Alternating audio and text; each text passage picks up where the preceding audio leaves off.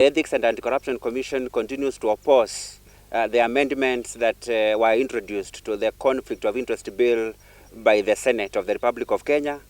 This is a proposed legislation that concerns county governments as well, and that is the reason why the Conflict of Interest Bill was sent to the Senate by the National Assembly for consideration. And when the bill went there, the Senate mutilated that bill and introduced several provisions that are going to cripple the fight against corruption if the bill is proposed in the manner suggested. That bill has now been taken back to the National Assembly for consideration, and the Eacc has already written to the National Assembly cautioning that the amendments that were introduced by the Senate are inimical to public accountability, and they are going to negate the gains that the country has gained so far in the fight against corruption. Eacc is concerned that the Senate of the Republic of Kenya deleted provisions that were aimed at ensuring accountability in the management of public funds. In particular, the Senate introduced a clause in that bill that seeks to repeal the current provision under the Anti-Corruption and Economic Crimes Act, which makes conflict of interest a criminal offense. By decriminalizing conflict of interest, what Senate means is that henceforth, every governor, every cabinet secretary, and every other official in government can trade directly with the government. And that is the officer themselves, their spouses, children, and immediate family members. That is a dangerous position, and today most of the corruption cases that Eacc is investigating and most of the people that are in court today are due to conflict of interest. Therefore, those amendments are not good for the fight against corruption, and the Eacc expects the National Assembly to reject the amendments that were proposed by the Senate to that bill. If those amendments are allowed to become law, it means that the provision that required the suspension of persons under investigations will be gone.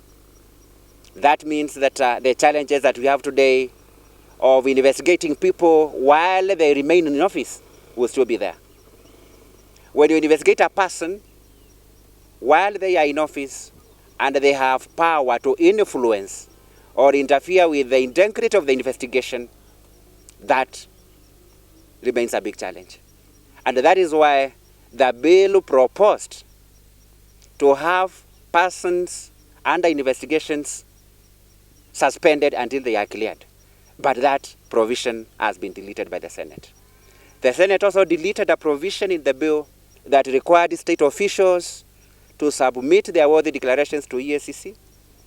They also deleted a provision that allowed Eacc to recover any unexplained wealth that is detected from worthy declarations.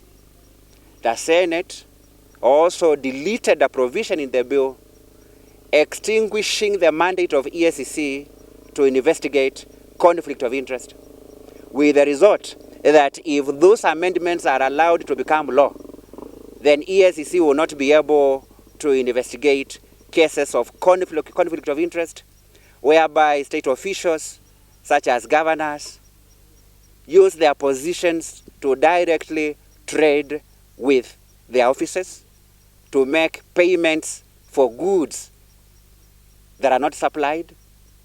It means that government officials in the counties and at the national level will be able to use their family members as proxies to supply goods and services and get payment, sometimes engage in shoddy contractual works, etc.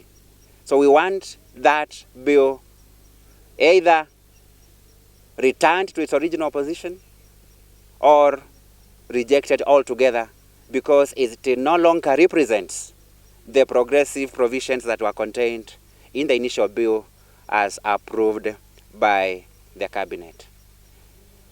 Parliament should amend that law to bring it to the state in which it was, so that we pass a good law that will assist the country to mitigate the challenge of corruption. Secondly, there is another bill before Parliament that also affects the fight against corruption potentially, and that is a bill by Bere North MP that seeks to decriminalize procurement offenses. In that bill, the sponsor argues that corruption cases arising from procurement should be dealt with through administrative action. That is a very dangerous proposal. Over 90% of mega corruption scandals in this country are procurement related. So what we need is to strengthen the sanctions, to enhance the punishment, but not to substitute criminal sanctions with administrative action as proposed by the Honorable Ruto in his bill. We urge him to consider withdrawing that bill, because if it becomes law, it will severely affect the fight against corruption and cripple the efforts that have been made in that regard.